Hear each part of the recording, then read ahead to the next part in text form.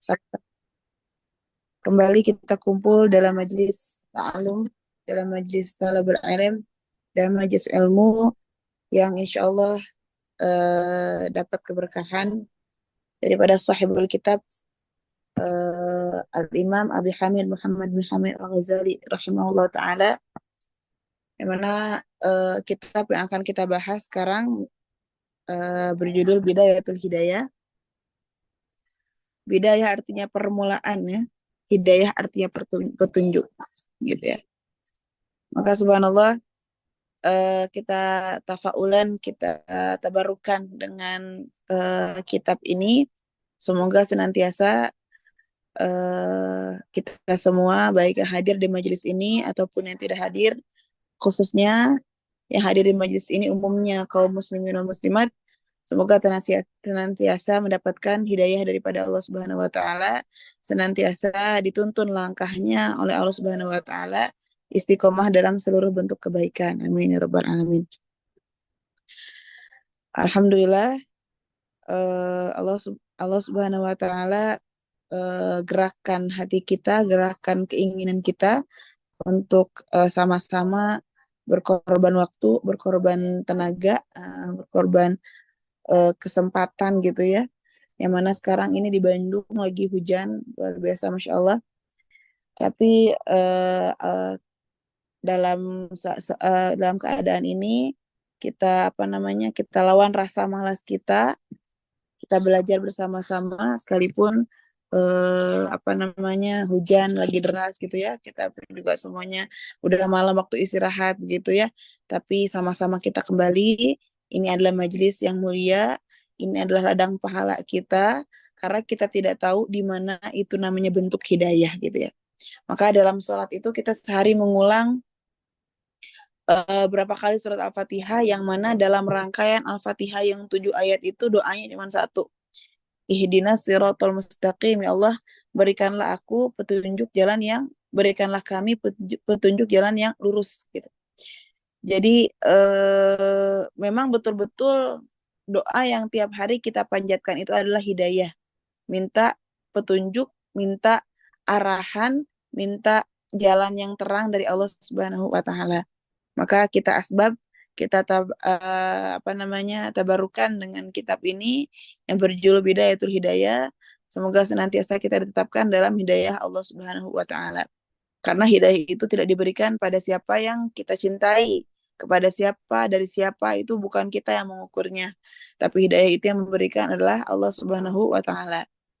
Bahkan kalau misalkan kita ingat-ingat, banyak sekali kerabat-kerabat Nabi yang Nabi cintai, di kalangan Nabi yang Nabi hidup bersamanya, tapi dia belum dikasih hidayah untuk masuk Islam gitu ya.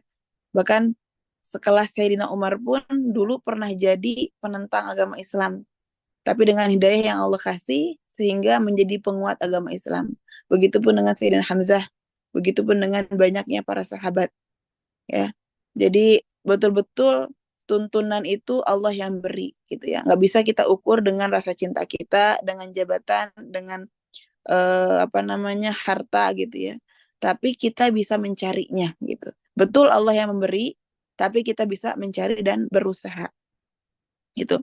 Maka subhanallah, Imam Ghazali rahimahullah taala termasuk ulama yang luar biasa ilmunya, luar biasa karangannya, luar biasa bentuk pedulinya untuk umat, untuk pengikutnya, sehingga banyak sekali karangan ciptaan beliau, kitabnya gitu ya. Yang paling familiar itu ada namanya kitab Ihya Ulumuddin, itu tentang tasawuf. Beliau di sana mengumpulkan banyak sekali, ada muhlikat, uh, ada rubul muhlikat, ada ubudiyah gitu ya, ada ilmu, ada iman, luar biasa banyak, yang mana susah untuk difahami, lumayan kitab itu ya. Nah, kita ngambil sedikit daripada keluasan ilmunya Imam Ghazali, yang mana kitab ini juga termasuk kitab yang mu'tamad, di dalamnya mencakup banyak sekali ilmu, baik dalam ilmu batin ataupun ilmu zahir ya. Kita mulai daripada mukaddimah batul kitab. Qala Syekh Qala musannif rahimahullah ta'ala wa nafa'ana bihi bi'ulumi fid dharaini amin. Qala Syekh Imam Al-Alim Alamah Hujjatul Islam Barakatul Anam Abu Hamid Muhammad bin Muhammad Al-Ghazali At-Tusi qaddasallahu ruhu wa nawwara dharihahu amin.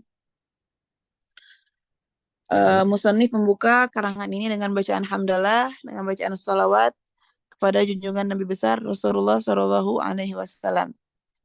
Kemudian musannif berkata lagi, amma ba'du fa'alam ayyuhal haris al-muqbil ala iqtibasil ilm al-mudhhir min nafsi sidqar raghbah wa farta ta'atush ilaiha annaka in kunta taqsidu bi talabil ilmi wal munafasa wal mubaha wa taqadduma ala al-aqran wa istilamatu wujuhin nas ilaika wa jam'ahu dhamid dunya fa anta sa'in fi hadami dinik. Ya. Apa kata musannif? Ketahuilah ayyuhal harisul muqbil, wahai orang-orang yang sangat tamak, wahai orang-orang yang sangat rakus, yang menghadap ilmu gitu ya. Ini adalah khitab untuk kita semua, nasihat Imam Ghazali untuk kita semua. Hai orang-orang yang betul-betul haus terhadap ilmu, itu kita harus bedakan.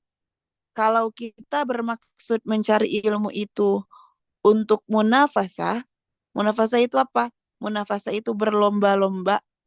Al-mubahah, al-mubahah berbangga diri. Wa taqaddum alal aqran, apa itu? Merasa lebih depan, merasa terdepan daripada teman-teman yang lain. Nah, kemudian juga kita mencari ilmu dengan maksud pengen mengumpulkan kebahagiaan dunia. Fa anta sa'in fi hadami dinik. Maka engkau adalah orang yang sedang jalan pada kerusakan agamamu sendiri gitu. Hadis yang familiar juga yang sering kita bahas, yang kita baca, qala Rasul sallallahu alaihi wasallam innamal a'malu binniyat ya. Amal itu tergantung dengan niat kita. Amal bergantung kepada niat kita. Maka wahai para pencari ilmu, siapapun dia, dari kalangan santri, dari kalangan majelis taklim, bahkan dari kalangan ustadz-ustadznya atau dari kalangan kiai, kita semua adalah pencari ilmu. Kita semua adalah pencari ilmu. Bukan berarti saya yang berbicara bukan thalibul ilm. Sama. Semua orang adalah pencari ilmu gitu ya. Karena di atas langit ada langit lagi. Ya. Bagaimanapun level tingginya Nabiullah Musa alaihissalam yang disebut dengan kalimullah, tetap di atas langit ada langit lagi, yaitu dipertemukan sama Allah Subhanahu wa taala dengan Nabi Khidir gitu. Bukti bahwa Allah itu tidak suka orang yang merasa dirinya paling maju dalam bab ilmu. Maka ayuhat talib, wahai para santri, kalau kita belajar ilmu itu untuk bermaksud pengen lebih maju, pengen berbangga diri, pengen lomba, pengen berdebat gitu ya, maka sebenarnya yang kita tempuh adalah jalan untuk rusaknya agama kita. Jalan untuk rusaknya diri kita. Jalan untuk rusaknya akhirat kita gitu ya.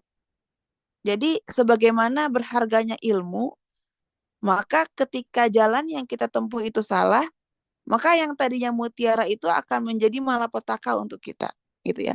Kalau kita niatnya untuk tadi keburukan-keburukan gitu. Begitupun bahayanya adalah siapa yang bersama kita, teman-teman gitu. Wa huwa kaba'i saifin min qati'at thariq. Maka itu seperti orang yang menjual pedang dari begal, dari tukang begal. Ya. Maka hadirin yang Allah muliakan, penting sekali kita tahu dari mana ilmu kita datang. Dari siapa ilmu kita datang. Bukan hanya kita yang belajar, tapi kita harus pentingkan siapa yang menjadi guru kita, gitu ya. Sebagaimana Rasul Shallallahu Alaihi Wasallam bersabda, "Man a'ana ala ma'asiyatin, walau bisyatri kalimatin, kana syarikan lahu fiha." Siapa yang menolong kepada kemaksiatan, meskipun setengah kalimat ngebantu kepada kemaksiatan, maka dia sama seperti orang yang melakukan maksiat tersebut gitu. Ya, maka penting juga dari dua arah ya teman-teman sekalian. Kita dengan niat yang baik gitu ya, gurunya juga dengan niat yang baik gitu. Karena belum tentu belum tentu sekalipun dua-duanya baik, belum tentu ilmunya nyambung gitu. Apalagi salah satunya ada yang tidak baik gitu. Seperti yang tadi saya bahas bahwa hidayah itu betul datangnya hanya dari Allah Subhanahu wa taala. Tapi penting kita berikhtiar teman-teman sekalian. Penting kita berikhtiar dari mana kita dapatkan itu ilmu gitu. Nah, banyak sekali pembahasan dalam ilmu fikih mengenai orang yang fiqh. Siapa itu fiqh? Orang yang fiqh adalah yang tidak mengerjakan dosa besar dan tidak berketerusan dalam dosa kecil. Gitu. Nah, jadi dalam pembahasan ilmu yang sangat mulia ini, perlu kita cari siapa orang yang bisa memberikan ilmu yang latar belakangnya itu mempunyai sifat sikoh tersebut, gitu ya. Nah, maka hari demi hari kita perbaiki diri kita supaya kita layak untuk belajar dan layak untuk menyampaikan ilmu, gitu. Nah, maka hati-hati nih. Kalau maksud kita datang ke majelis ini untuk apa? Untuk dapat ilmu sehingga bisa memerangi orang-orang, dapat ilmu sehingga bisa sombong gitu ya. Apa kata musannif? Fa anta sa'in fi hadami dinik. Maka engkau sebenarnya jalan dalam kehancuran agamamu sendiri. Wa in kunta wa in kana niyatuka wa qasduka bainaka wa bainallah ta'ala min talabil ilmi hidayah duna mujarradir riwayah fa abshir fa innal malaikata tabsutu laka ajnihataha idza masyaita wa hitanal bahri tastaghfiru laka idza sa'aita. Tapi yang kedua, kalau niat dan maksud kamu belajar itu benar-benar pengen memperbaiki, pengen bermaksudnya itu hanya antara kamu dan di antara Allah, maksud talabul ilmi itu betul-betul pengen mencari Allah gitu ya. Nah, antum semua datang ke majelis ini betul-betul pengen mencari Allah. Mencari Allah apa? Maksudnya betul-betul mencari jalan yang Allah mau gitu. Fa innal malaikata tabsutu laka ajnihataha idza masyaita.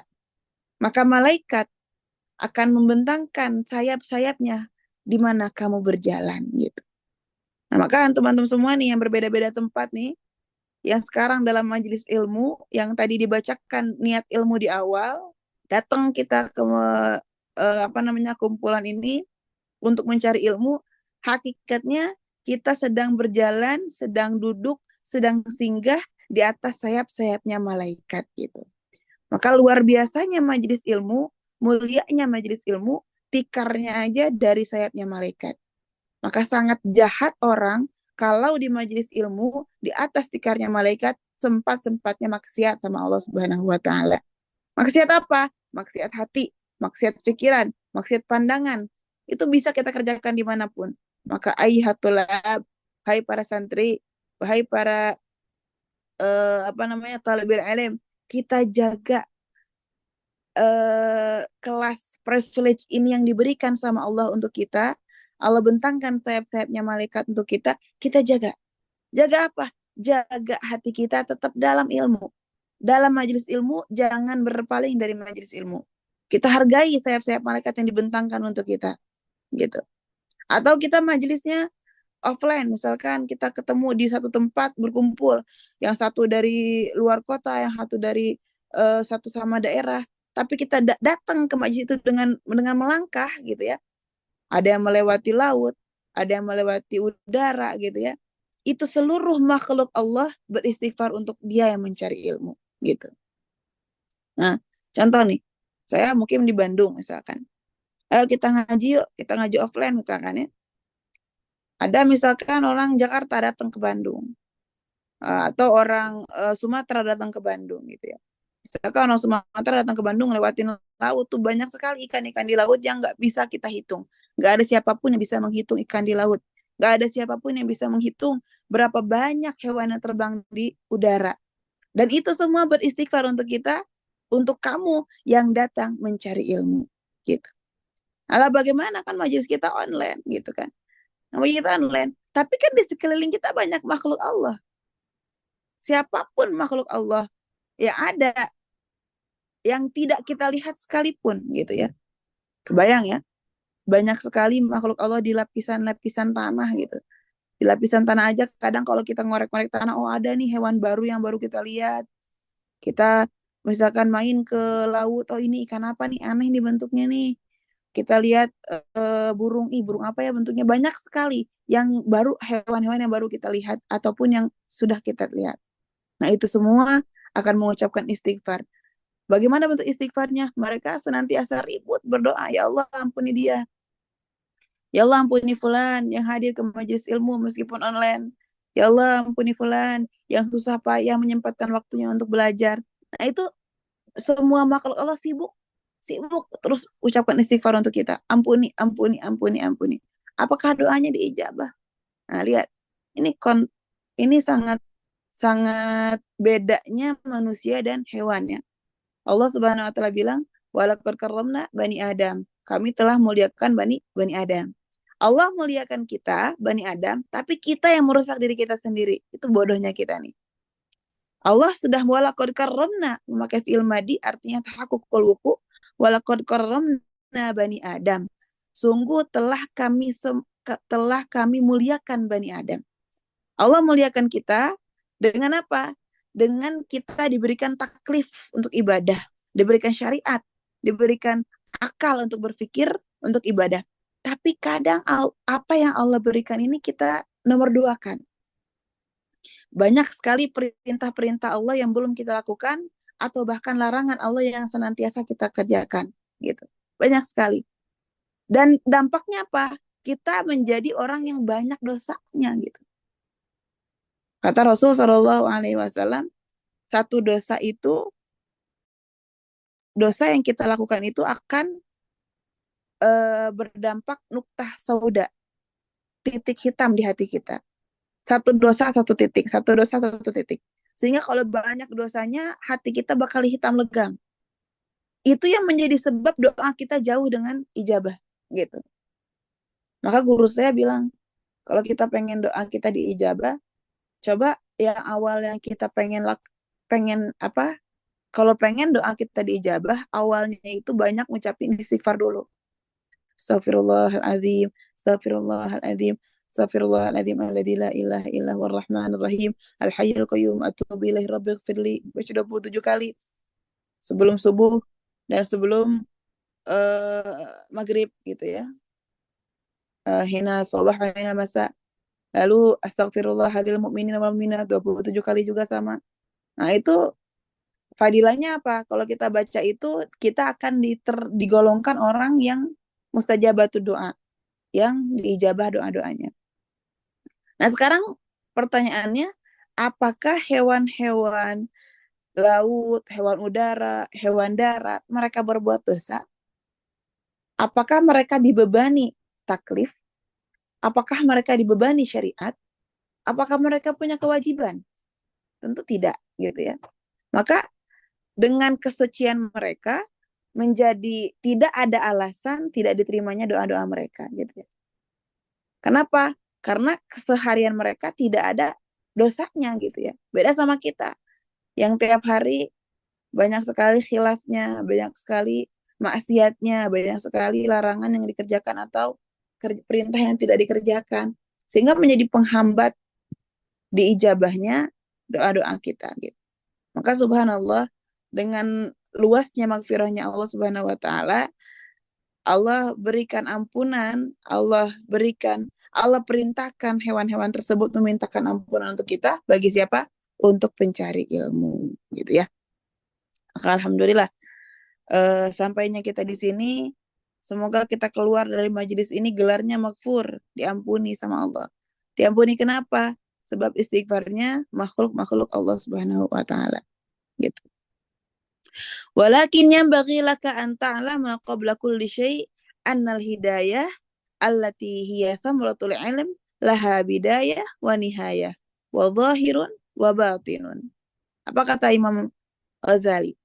Perlu kamu ketahui bahwa segala sesuatu itu harus penting adanya hidayah. Apa itu hidayah? Hidayah adalah buahnya ilmu. Kita pengen dapat hidayah, tanam dulu ilmunya, baru berbuah gitu. Gak bisa pengen dapat hidayah tapi gak belajar, gak mencari. Pengen buah alpukat, pengen buah jambu, pengen buah mangga. Kira-kira kalau gak ada pohonnya bisa nggak? Gitu. Pengen buah itu harus ada pohonnya, ya. Dari pohon berbuah gitu. Maka pengen hidayah itu harus ada ilmunya. Dari ilmu ada buahnya gitu ya. Maka dari itu kita berusaha ya, kita berusaha supaya dapat buah daripada ilmu. Yang mana buah ilmu itu ada permulaan, ada akhirnya. Ada ilmu zahir, ada ilmu batin. Nggak bisa kita sampai pada nihayatul hidayah kecuali kita belajar dari awal dulu. Nggak ada anak kecil baru lahir langsung bisa lari. Baru lahir langsung bisa baca kitab. Baru lahir langsung bisa baca Quran. Tentu ada mulainya dulu. Ada permulaannya dulu. Ya. Maka kalau misalkan di antara mustami ini ada yang pengen bisa belajar kitab, baca kitab, pengen bisa menghafal Al-Quran, penting adanya memulai, usaha dan memulai. Bukankah dulu kita ketika belajar jalan itu jatuh bangun lagi, jatuh bangun lagi, jatuh bangun lagi gitu ya. Tapi kita lupa usaha itu karena sekarang kita sudah jago jalan. Kalau ditanya, ente inget nggak? Sekarang kamu udah jago jalan ya gitu ya. Ya iyalah, orang tiap hari jalan. Ingat nggak waktu belajarnya? Enggak, lupa. Nah makanya itu nanti akan dapat, itu namanya samroh. Kalau besok kamu tahu ilmu A, B, C, D, karena bersusah payah dalam mencari ilmu, tapi kamu akan lupa susah payah itu. Kenapa? Karena kamu udah rasain manisnya ilmu. Gitu. Maka kita ini belajar ilmu, ayo sampai ngerasa candu sama ilmu. Apa candu sama ilmu? Dimanapun kita belajar, dimanapun kita baca kitab, dimanapun kita mutolaah, dimanapun kita mudzakarah. Sayyidul Habib Umar hafizahullah ta'ala itu kemana-mana itu baca kitab. Di pesawat baca kitab, ketika sarapan baca kitab, tahajud beliau sudah mutolaah murojaah Qur'annya gitu ya. Beliau itu imam terawih Ramadan itu dari 30 juz itu dihatamkan tanggal 17 Ramadan itu mungkin salahnya cuma 1-2 kali. Hafalannya itu segitu mungkin ya hafalan Qur'annya. Kenapa? Karena senantiasa diulang. Sehingga merasa manis dengan Al-Quran. Apakah mengulang Al-Quran mudah? Sangat, sangat, sangat sulit. Sangat sulit. Tapi sudah candu. Bagaimana lagi? Ditinggalkan bakal rindu. Saya lihat dalam bagaimana Sayyidul Habib baca Al-Quran, itu seperti beliau itu bercerita. Apalagi kalau lewat surat Yusuf tuh ya, luar biasa. Kita tuh kayak dikasih dongeng. Kalau ada ayat azab, kita seperti dikasih teguran. Kalau ada ayat rahmat, kita seperti dibukakan pintu rahmat dari Allah. Seperti Allah itu sangat, sangat, sangat menyanjung rahmatnya gitu ya.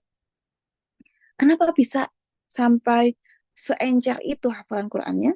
Tentu dengan usaha, tentu dengan belajar. Dari awal mengenal a, ba, ta, ta gitu ya. Dari awal mengenal makhraj sifat huruf sehingga bisa membaca, sehingga bisa menghafal, sehingga bisa memahami ya. Seperti daras tafsir tuh, pelajaran tafsir Habib Umar tuh, beliau nggak pakai kitab tafsir tapi pakai Al-Qur'an. Tapi kalau kita perhatikan, kalau kita cermati, kalam beliau itu betul-betul penuh dengan tafsir, betul-betul panjang pembahasannya. Padahal yang beliau bawa itu Al-Quran. Menunjukkan bahwa beliau betul-betul sudah paham isi Al-Quran. Tidak usah pakai kitab lagi. Kalau saya belajar sama santri, sama majelis, itu kadang-kadang, bukan kadang, memang selalu bawa kitab. Selalu bawa kitab. Karena banyak sekali lupanya. Karena banyak sekali lalainya. Karena butuh sekali sama kitab gitu ya. Kalau para alim ulama itu ditanya satu masalah, jawabnya bisa langsung selesai sampai ke akar-akarnya. Sampai ke madhab-madhabnya. Sampai ke ikhtilaf ulamanya. Kenapa? Karena candunya mereka dengan ilmu. Gitu ya. Manisnya mereka. Ibaratnya kalau kita udah suka sama makanan kan selalu rindu ya dengan makanan itu ya. Kangen ih makan permen, kangen ih makan apa kek gitu ya. Candu gitu ya dengan ilmu. Nah, itulah yang dirasakan para para ulama gitu ya. Maka teman-temanku sekalian, kita ayo belajar, jangan pernah putus sampai kita candu dengan ilmu. Ini yang kita punya apa? Handphone yang kita punya, pakai handphone kita untuk manfaat, untuk taklim gitu ya. Ingat teman-teman sekalian, semua di hari kiamat itu nanti akan dihisap semuanya ya. Minimal kita dihisapnya untuk belajar dah. Minimal dikurangin gitulah, ditanya sama Allah, ya Fulan, HP dipakai apa aja? Dipakai scroll TikTok. Fulan, HP dipakai apa aja? Dipakai foto-foto, posting foto. Fulan dipakai apa aja foto HP? Dipakai majelis. Minimal ada baiknya dah sedikit. Gitu ya. Dipakai majelis meskipun cuma seminggu sekali ikutannya. Meskipun cuma sejam dalam seminggu ikutannya. Tapi mungkin ada kebaikan. Ada kebaikannya. Fulan dipakai apa handphone ente? Oh ya Allah, dipakai berbagi kebaikan. Saya tiap hari update statusnya ilmu. Kan keren tuh. Saya setiap hari menyebar tentang doa-doa. Ada yang menyebar tentang fadilah ilmu. Ada yang menjadi penyemangat orang-orang untuk belajar. Nah, itu ada kebaikannya. Nah, jadi jangan sampai hanya dipakai keburukannya aja. Ya. Dipakai apa ente handphone? Dipakai apa ente tab, laptop? Dipakai main game ya Allah. Main game ada ingat aku nggak kata Allah. Azan aja kadang dinanti-nanti ya Allah. Nah gitu. Begitu. Dipakai apa ente HP? Dipakai pinjol ya Allah. Pinjaman online. Nah, hati-hati. Dipakai apa ente HP-nya? Dipakai lihat Shopee ya Allah. Sedangkan tempat yang paling Allah benci itu adalah pasar. Masuk Shopee itu baca doa seperti masuk baca doa pasar. Sama. Seharian kita lihat Shopee aja terus. Itu sama seperti seharian kita di pasar terus. Ya. Sehingga azan lewat. Majelis ilmu lewat, skip. Kalau yang lewatnya joget-joget, dilihat gitu ya. Itu bukti kita tuh nggak candu dengan ilmu. Nauzubillah. Ya. Maka hadirin sekalian, ayo kita senantiasa bentuk majelis ilmu dimanapun, kapanpun, supaya kita bisa merasakan manisnya ilmu. Ya. Waha ana musyirun alaika bihidayatil hidayah litajarruba biha nafsaka wattamtahina biha qalbaka fa in sadafat fa in sadafta qalbaka ilaiha ma'ilan wa nafsaka biha mutawi'atan walaha qabila fadunaka tatalu ila nihayah wa taghalgula fi biharil ulum ya. Begitu. Maka musannif berisyarat dengan kitab ini, dengan kitab Bidayatul Hidayah, supaya diri kita terlatih, supaya hati kita bisa apa namanya tuh tamtahin itu bisa berlatih lah hati kita ini, berlatih mencondongkan hati kita, tatelu kepoknya kita, sama apa? Sama ilmu itu. Faduna kata tolo ila nihayah wa tagolgol fi bihari. Maksudnya apa? Gak usah lah kita ini pengen cepet-cepet ke nihayah gitu ya. Pengen cepet-cepet ke ujung. Apa sih ilmu itu? Terlalu ngejauh sampai kita dapetnya nihayah. Ayo, biasa aja. Mulai dari awal belajar, mulai dari awal menghafal, mempelajari, memahami gitu ya. Nah, gak usah sampai berlebihan sehingga merasa bosan. Itu juga gak baik ya. Maka adanya rindu itu jika ada jarak gitu ya. Maka teman-temanku sekalian, belajar boleh, tapi tidak usah berlebihan. Kan saya pengen dapat manisnya ilmu. Ya, itu semua didapat dengan proses, dengan dosisnya, gitu ya. Nanti kalau kita terlalu ngejos, nanti overdosis dan kita muak. Nauzubillah, gitu. Kemudian Rasul Shallallahu Alaihi Wasallam bersabda,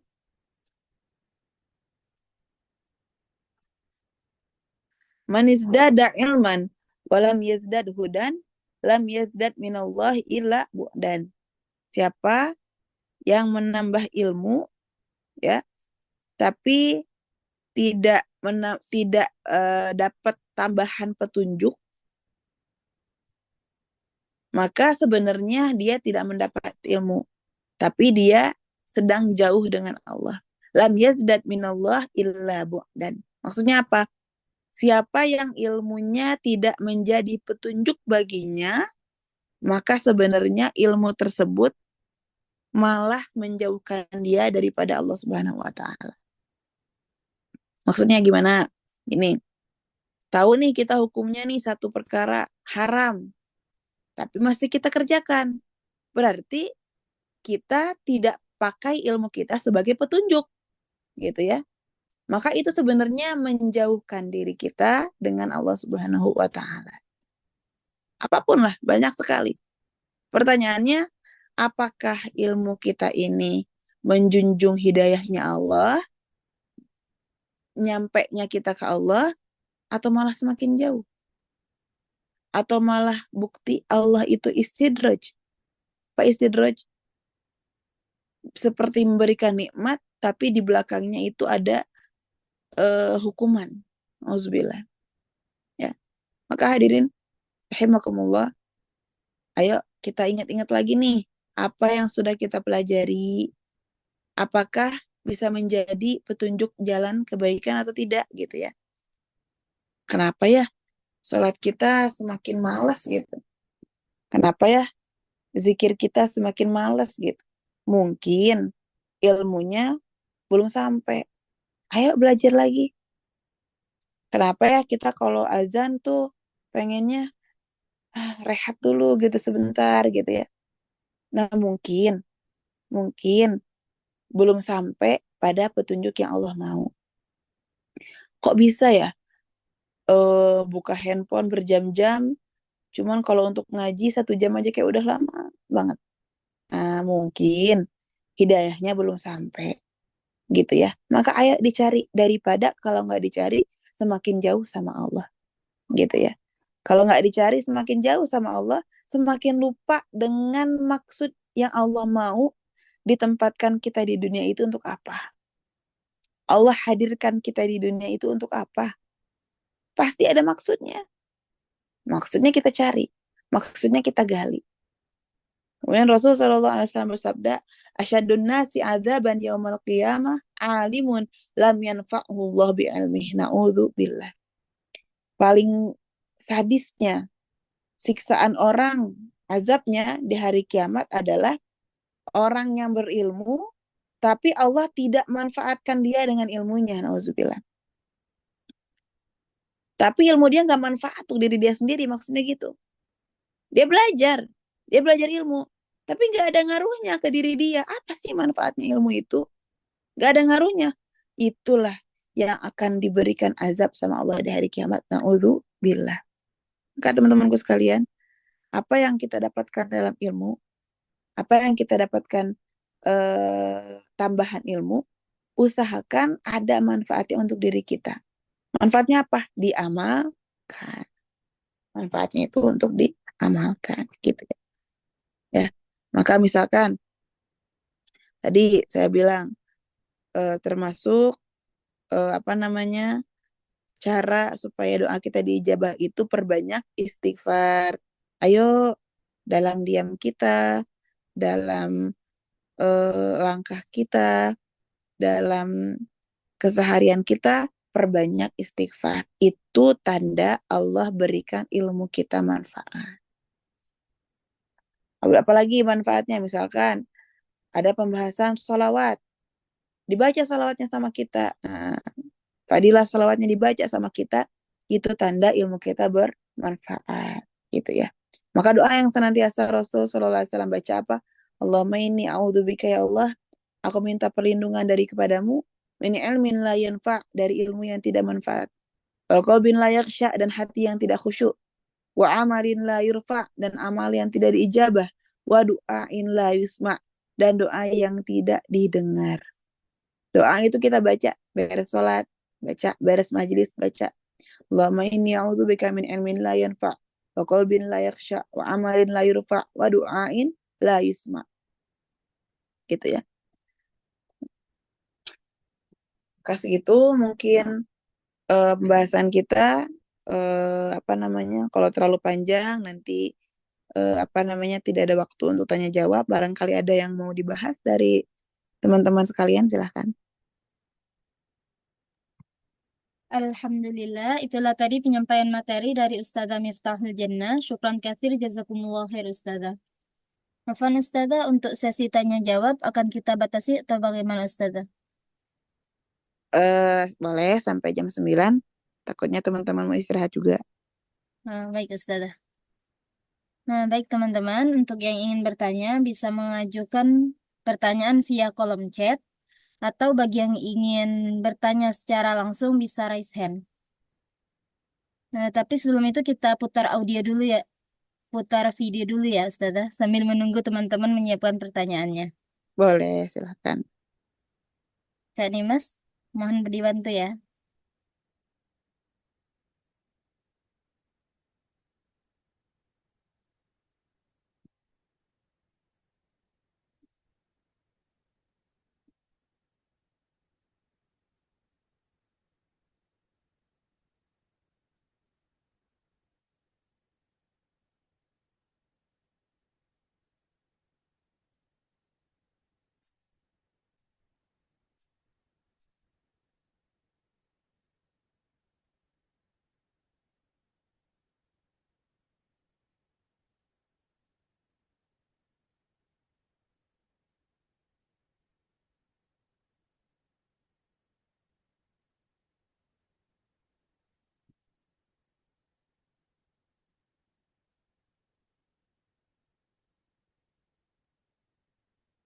Ini kita jawab dulu ya. Ada pertanyaan di kolom. Mau nanya doa tadi yang tadi doa yang mana? Yang terakhir ya. Allahumma ya Allah. Kalau kita nggak bisa bahasa Arabnya, bahasa Indo aja. Ya Allah, Allahumma ini ya Allah. Inni a'udzubika, aku minta perlindungan daripadamu. Min ilmin la yanfa, dari ilmu yang tidak manfaat. Qalbin la yakhsha, dan hati yang tidak khusyuk. Wa amalin la yurfa, dan amal yang tidak diangkat, maksudnya tidak diijabah. Wa du'ain la yusma, dan doa yang tidak didengar. Gitu tadi doanya. Izin bertanya, Mangga. Jika ingin beristighfar di dalam keseharian, namun kan kita tidak menutup aurat Ustazah. Itu bagaimana? Apakah boleh? Maksudnya di dalam rumah. Oke. Istighfar itu adalah meminta ampun ya. Rasul Shallallahu Alaihi Wasallam itu sehari beristighfar sebanyak 70 kali paling minimal. Bagaimana kalau tidak bertutup aurat? Sebenarnya perempuan kalau terbuka auratnya gitu ya, itu dijauhkan dengan malaikat. Maksudnya kalau kita berdoa, kita sholat itu kenapa pakai kerudung supaya malaikat mendekat dengan kita gitu. Maka seperti Mbak Nur juga sama ya, kalau majelis itu dulu perhatikan rambutnya yang kelihatan, ayo tutupin dulu gitu kan, biar dapat rahmatnya malaikat gitu. Jadi teman-teman kalau mau istighfar, usahakan pakai kerudung dulu, tutup aurat dulu, istighfar. Kalau nggak bisa istighfar tutup aurat gimana? Dalam hati. Rasul Shallallahu Alaihi Wasallam itu karena yastaghfirullah fi kulli ahyani, senantiasa beristighfar di semua keadaannya. Bagaimana dalam hamam? Istighfar enggak? Istighfar dalam hati. Istighfarnya Nabi. Makanya keluar hamam Nabi bilang gufronak, gufronak, gufronak 3 kali. Kenapa? Takut dianggap lalai. Padahal Nabi tiap harinya istighfar, dalam hatinya hidup.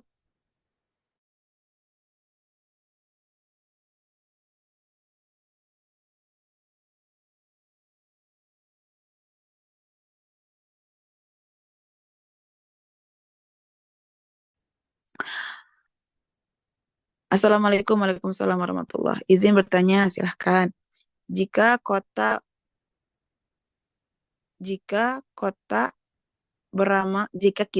jika kita beramal atau melakukan suatu aktivitas tanpa dibarengi niat, apakah amal orang tersebut tertolak? Nah, eh, kalau masalah tertolak atau diijabahnya itu kuasa Allah Subhanahu wa taala. Ya, cuman dari konsep hadis innamal a'malu binniyat itu amal tergantung niatnya gitu. Tapi banyak sekali mazhab-mazhab ulama bahkan dalam sholat pun tidak talafut biniat, tidak iktiron biniat gitu ya. Maksudnya pas takbirnya itu nggak baca niat juga nggak apa-apa. Karena dia gerak untuk sholat juga berarti udah untuk sholat gitu ya. Ada pendapat ulama seperti itu. Jadi kalau masalah diterima atau tidaknya itu kuasa Allah. Tapi pentingnya kita niat apa? Supaya lebih yakin Allah minimal melihat amal kita gitu. Izin bertanya silakan. Bagaimana caranya agar kita bisa istiqomah melakukan hal kebaikan? Kayak suka susah banget buat bangun malam. Bagaimana caranya gitu? Iya, Kakak enak. Memang gitu ya, bangun malam itu sesuatu yang berat. Apalagi sekarang subuhnya itu mulai jam 4. Kalau di Bandung jam 4 kurang itu udah azan subuh. Tahajud dari jam berapa? Kalau tahajud kita bangun setengah 4 itu udah habis di kamar mandi waktunya. Gimana caranya? Kalau saya sama ya, saya pun sama maju mundur, naik turun, namanya iman itu yazid wa yankus, naik dan turun. Gimana caranya biar istiqomah bangun malam? Ingat, yang butuh sama bangun malam itu kita. Yang butuh sama Allah itu kita. Allah nggak butuh sama doa kita. Tiap malam itu Allah menyeru. Ada nggak yang mau minta ampunan? Aku ampuni. Ada nggak yang mau diijabah doanya? Aku ijabah. Tiap malam Allah bilang gitu. Dan semua makhluk mendengar kecuali dua. Manusia dan jin. Nah maka ingat-ingat nih. Ingat-ingat sama kita. Kita yang nggak ngedengar seruan itu. Tapi kita tahu kita yang harus datang. Kita yang menyeru panggilannya Allah. Jadi gimana biar semangat, biar istiqomah. Ingat, ingat. Yang butuh itu kita. Yang mau itu kita. Yang berdosa dan butuh ampunan itu kita. Bangun malam, usaha bangun malam, sulit dengan niat ada pahala. Kalau niat doang tapi tidak maju, ya nggak ada pahalanya. Niat doang nggak usaha, nggak ada pahalanya gitu. Jadi satu-satunya kalau pengen istiqomah bangun malam, kita sadari bahwa yang butuh itu adalah kita sendiri gitu. Sebelum tidur kita gini azam. Ya Allah, aku butuh bangun malam. Ya Allah, aku butuh ampunanmu. Pasti bangun, yakin. Ayo, sebelum tidur, kuatkan niat membangun malam, nanti Allah bantu bangun malamnya. Assalamualaikum warahmatullahi wabarakatuh. Izin bertanya, Mangga. Misalnya mau memulai untuk menghafal Al-Quran, tapi ikut program tahfiz online. Menurut Ustazah bagaimana? Ya sekarang banyak ya, semuanya sekarang dipermudah dengan online gitu ya. Tahfiz online itu menghafal setoran atau bagaimana? Saya kurang paham teknisnya. Tapi kalau menurut saya, Quran itu terlalu serius untuk kita belajar online. Kalau bisa menghafal Quran itu dengan guru yang langsung talaki, guru yang langsung bertemu.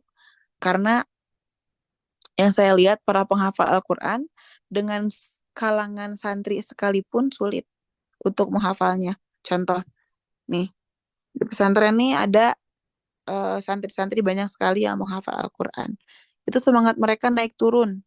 Padahal sekelilingnya itu sama-sama menghafal.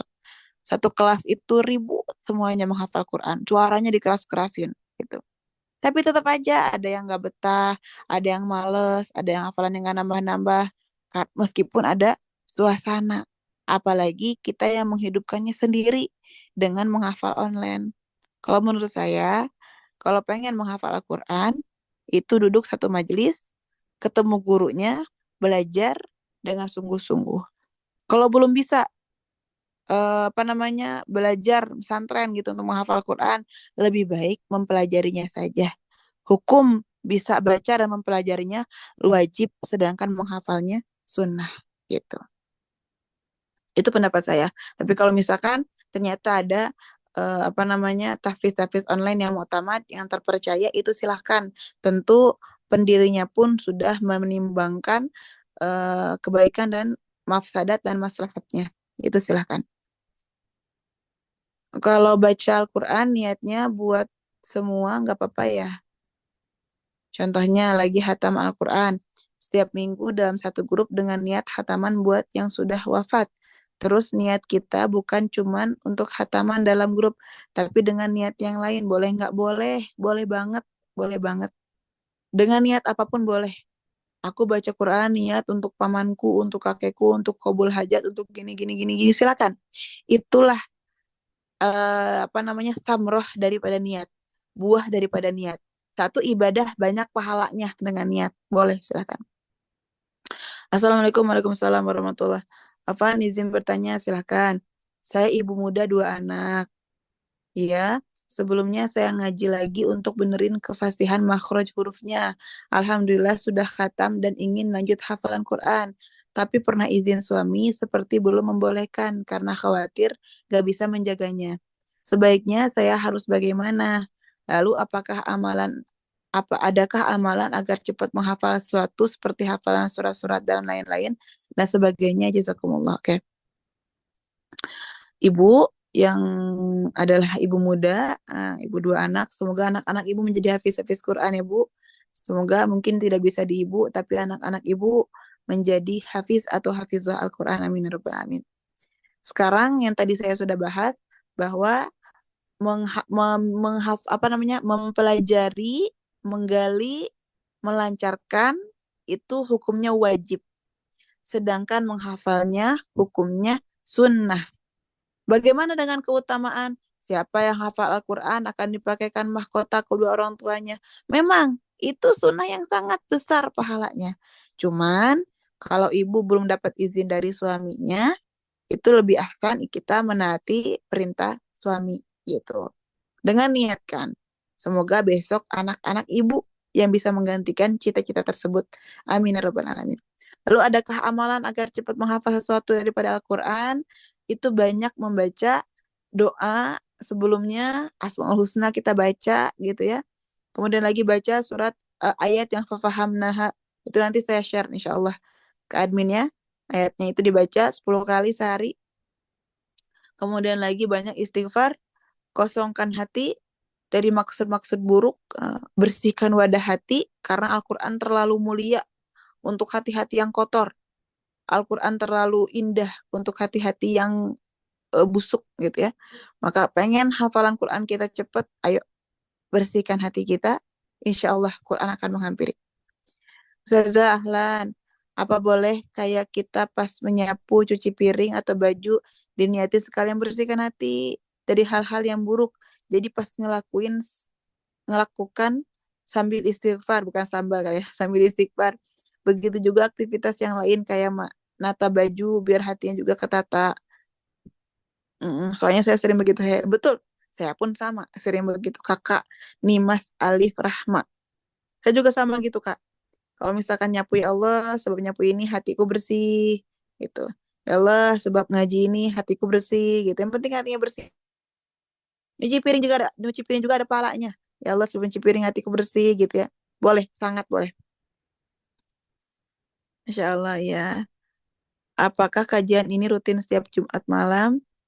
Allah alam. Semoga dipermudah ya sama Allah. Semoga para qaimin ala hadzal majlis Allah Subhanahu wa taala sehatkan ya. Semoga kita biar istiqomah. Assalamualaikum Waalaikumsalam. Daripada Malaysia, Masya Allah. Kakak Tasnim dari Malaysia ya, Masya Allah. Ahlan Kak. Benarkah ada zikir yang boleh menggantikan pahala bangun malam jika kita terasa berat untuk bangun malam? Jadi untuk didik hati tentang bangun malam, boleh amalan zikirnya. Zikir untuk pahala bangun malam itu saya kurang tahu ya. Kalau menggantikan pahala itu saya kurang tahu Kak kalau menggantikan pahala. Allah alam. Tapi setahu saya ya wa laisal insan illa ma sa'a. Apa namanya? Dapat pahala kalau kita kerjakan gitu. Izin bertanya silakan. Kalau kita punya kode sholat wajib, sedang menambah sholat yang dulu lalai setelah balik ya, apakah boleh sholat sunnah? Nah ini, anak, apakah boleh sholat sunnah sedangkan masih punya kodoan sholat? Nah ini yang diutamakan adalah kodoan sholat dulu, yang wajib dulu gitu ya. Nah nanti kalau misalkan sudah gimana ngerjain yang wajibnya, sedangkan kita pengen tahajud, tahajudnya dipakai kode sholat, duhanya dipakai kode sholat, witirnya dipakai kode sholat. Tapi kalau kita pengen sholat sunnah juga boleh, silakan. Tapi yang diutamakan tetap sholat wajib gitu. Wallahu a'lam. Ya, jazakumullah khair. Begitu ya.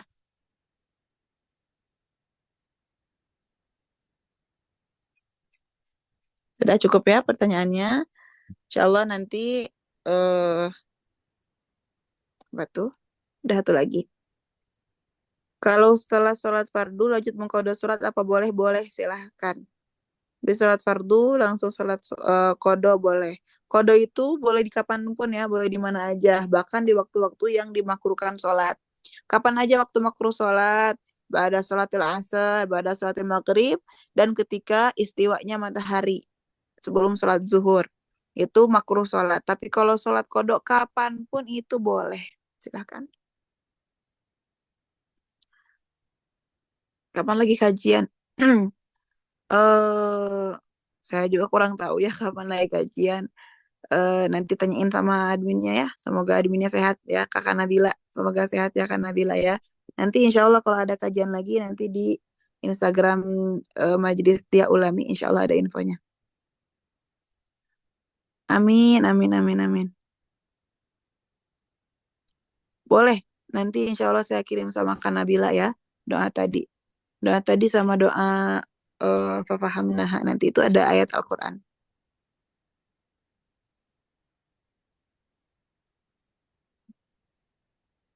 Oke, cukup ya semuanya. Terima kasih yang sudah datang di majelis ini.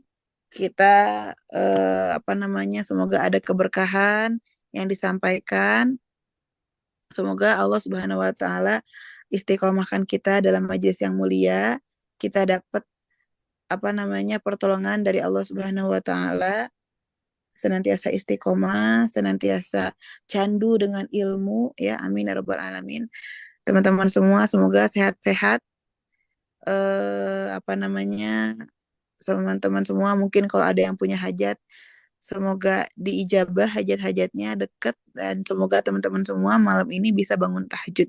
Amin ya rabbal alamin. Gitu. Mungkin segitu aja Kakak. Silahkan dilanjut lagi. Nah, Masya Allah, Alhamdulillah itulah tadi jawaban dari Ustazah Miftahul Jannah atas pertanyaan dari teman-teman yang luar biasa. Syukran katsir, jazakumullah khair. Nah, tadi kan Waalaikumsalam. kami telat ya Ustazah untuk putar videonya, jadi baru Mm-mm. baru akan kami putar Ustazah. Izin ya. Iya, silahkan. Boleh.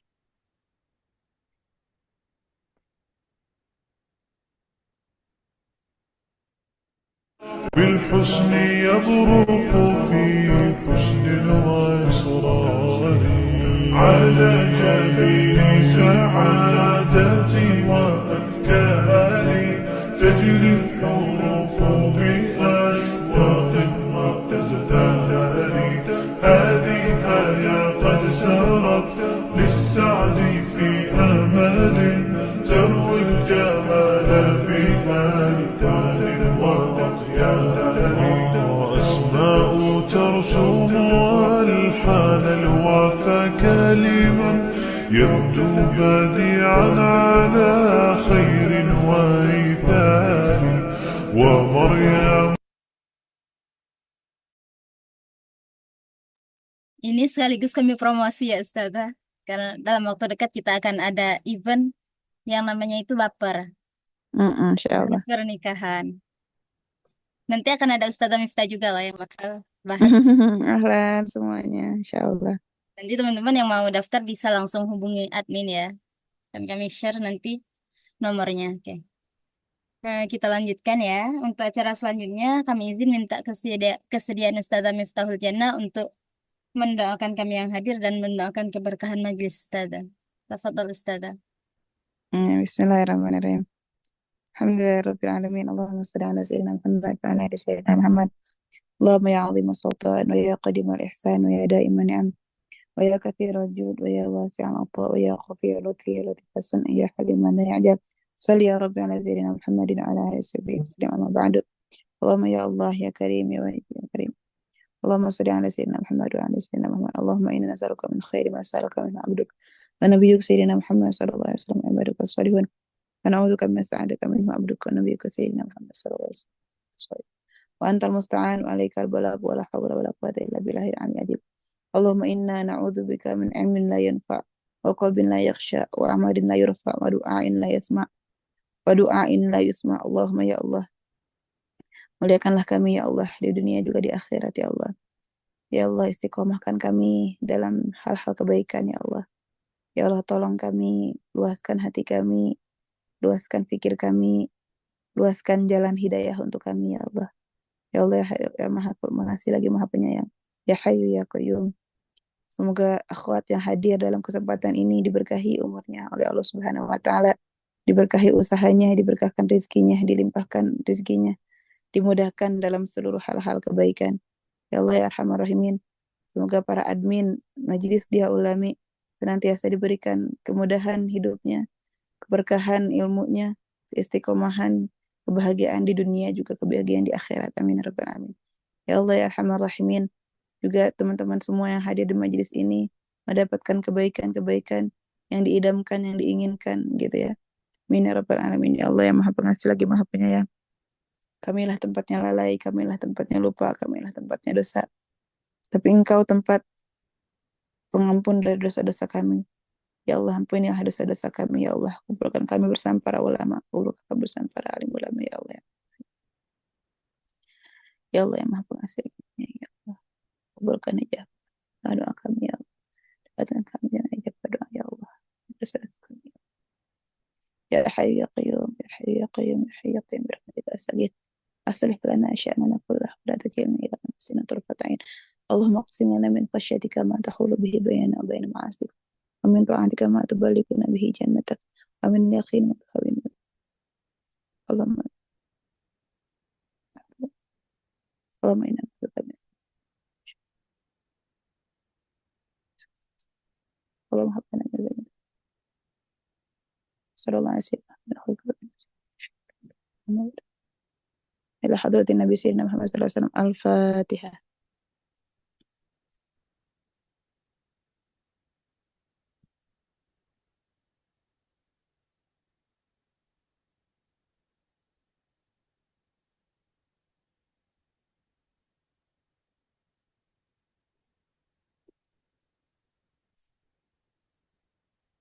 Dah, alhamdulillah rabbil alamin. Silakan. Nah, Ustazah. Alhamdulillah, itulah tadi beberapa rangkaian acara kita pada malam hari ini. Kami ucapkan terima kasih banyak, syukran katsir, jazakumullah khair kepada Ustazah Miftahul Jannah dan Iya, segenap Sohibul Himma serta hadirin sekalian yang sudah menyempatkan untuk hadir. Selanjutnya akan kita tutup dengan doa penutup majelis. Bismillahirrahmanirrahim.